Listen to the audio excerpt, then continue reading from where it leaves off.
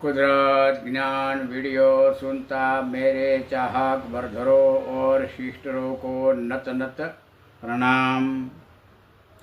Red gold whole with अंतरिक्ष ऊर्जा mix बनती टाइम अपने उप सृष्टि निर्माण बना। टाइम एस्ट्रॉय गिरता 3 कलर आकार नकारात्मक अणु सहित अंतरिक्ष इन एंट्री बने। तब पृथ्वी अपना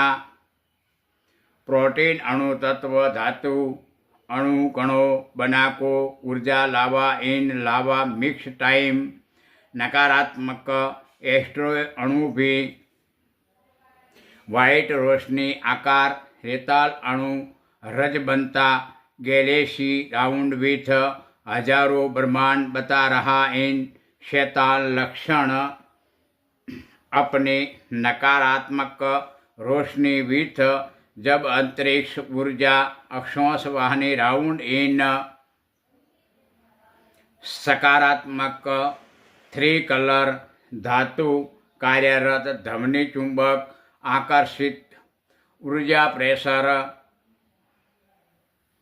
with lava stars round in with उप बनता नकारात्मक कार्बन फोक्स अणुकण रोशनी लावा अक्षार को धरती साइज लावा धमनी चुंबक आकर्षित प्रेशर विथ आउट कार्बन